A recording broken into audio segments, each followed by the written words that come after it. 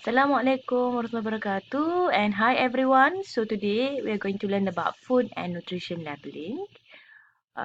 We will going to look at in terms of why we need food labeling, what is the policy of food labeling, what is the information, what are the items need to be in nutrition labeling. So we will discover under this topic.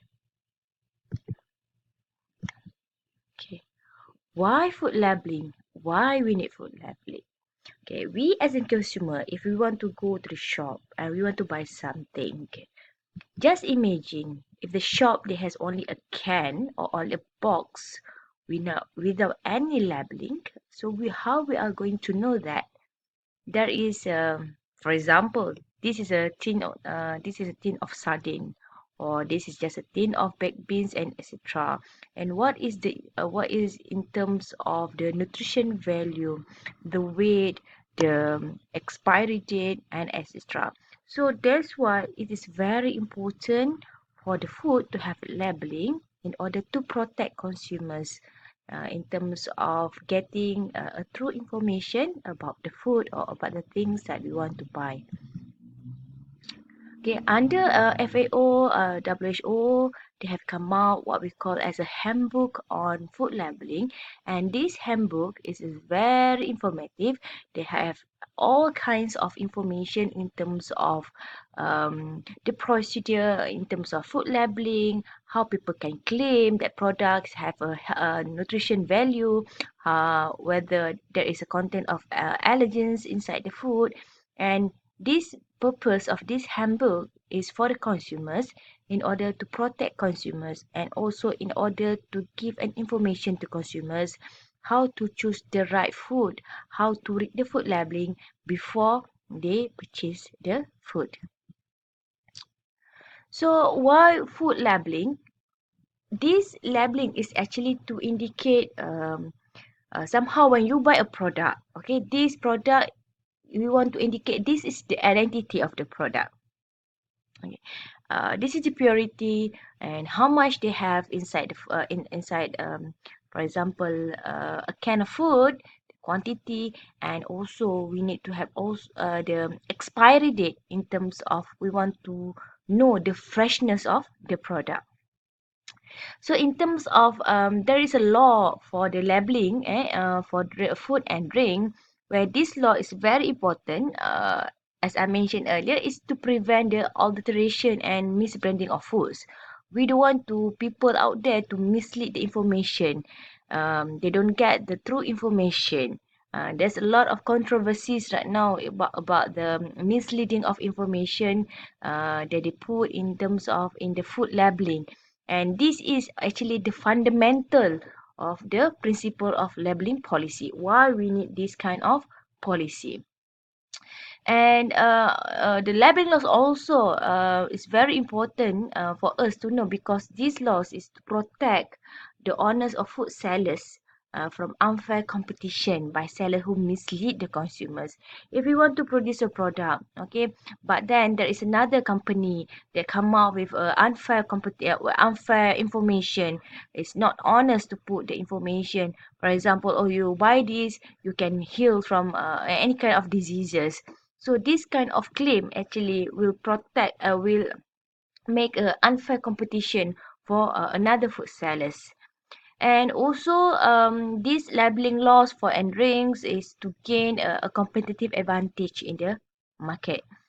Why we need this food labeling? Because why once we have the food labeling, it actually can build the trust in terms of integrity in the food products. It's not integrity in terms of works also, but in terms of the food product also, we need to gain a trust in terms of the integrity.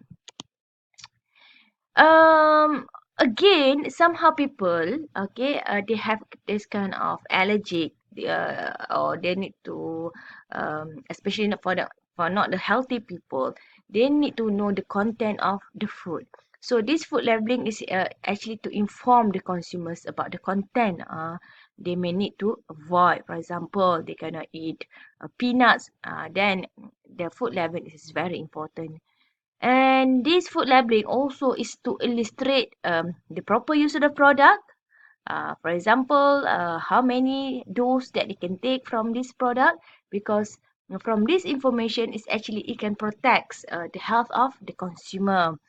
And again, for the consumer part, this food label is very important because they can inform us any potential risk of the food products. It comes with the number one just now. And to ensure that consumer understand how to store, for example, you have to store in the cool storage, or you have to put it at the room temperature. This is also the kind of information that we call as a food labeling, and how to cook, how to prepare the product safely. And again, this food labeling also can inform the consumers about the benefits of consumed food, which are particularly nutritious and contribute to healthy diet. For example, this is a zero calorie drinks, and also if you want to buy milk, this is a less fat milk, and etc. So this is actually the food producers is not easily to claim all these kind of things. Of course, there is a rules, they have a policies that they need to follow. We will look at after this. Okay. Okay, in terms of a business perspective, actually food labeling is very important, because if you have two products, okay, as a consumers, we want to know, we want to have the best product, or we want the best food that we want to buy. So this kind of food labeling, in terms of the business perspective, it will improve the marketing, and also it can improve in terms of the competitiveness of the products. If you have a product A and product B, by looking at the food labeling, okay, we have practicing last time. Okay, when we went to Mydin, there are two kinds of bread, but which one the bread that is the best for you to buy? So this kind of food labeling is actually can stimulate in terms of the innovation of the food sector. And as consumers, we can compare the products and react to the specific differences in product through their purchases. Okay, for example, as consumer, maybe we willing to pay more. Bagi orang kaya, they have a lot of money. They're willing to pay more food for them to get a certain nutrients. For example, fortified food. Okay, and we know that the fortified food is quite pricey. So yeah, but for certain consumers, they can buy that kind of things, but they need to have that kind of information in the food labeling. And also somehow, for those who have a clean diet, or for those who have have a hypertension, etc., they avoid, or they want to avoid, or they want to reduce the increases that can present risk. For example, there's a lot of sodium, there's a lot of trans fatty acid, and there's a lot of sugars.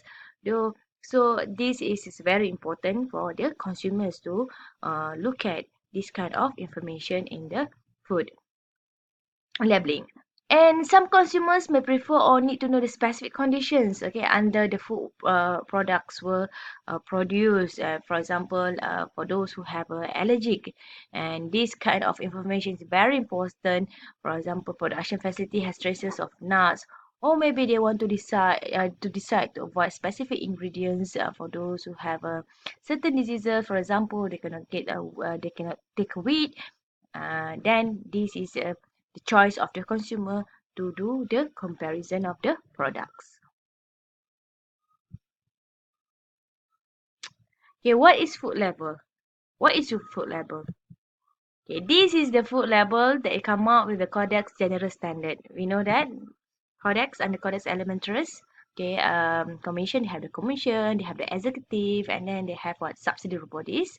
And under the general committee, they have what we call as the Codex General Standards for the labeling of prepared food. Where this is the information, this is the definition of food label. What is food label actually? Food label is any tag, brand, mark, pictorial, or other descriptive matter that is written, printed, stenciled, marked, embossed, or impressed on, or attached to a container of food or food product. Okay, so this is what we call as food label. Labeling, according to FAO WHO, labeling it means that any written, printed, or graphic matter that is present on the label, okay, accompanies the food or is placed near the food, including that for the purpose of promoting its sales of disposal. Yeah. Some house they put just or another beside the food for the promoting. So this also we can consider as a labeling. Of course, before kita tahu or before we want to know the details about the food labeling, we have to know what is actually the policy of this food labeling that all the food producers have to follow. And as consumer, we also need to know about this kind of policy. Everyone, we want to know that somehow if we want to buy a food and that food must be contribute to environment that support healthy diets by we need to provide in terms of information to the consumers about the qualities of the foods, and also we want to drawing consumers attention in terms of the benefits or any risk of particular food products, and also to motivate the manufacturers, okay, the food producers to produce more healthy and safe food. Now kita tahu as a consumer we have the right to choose healthy food. So also in order to support this kind of environment, okay, we need this kind of policy.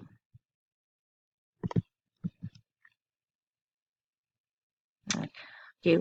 What is a labeling policy? Actually, labeling policy is one of the strategies to assist the producers to understand and comply with the laws. If they want to produce a product or food product, then they have to comply with the laws.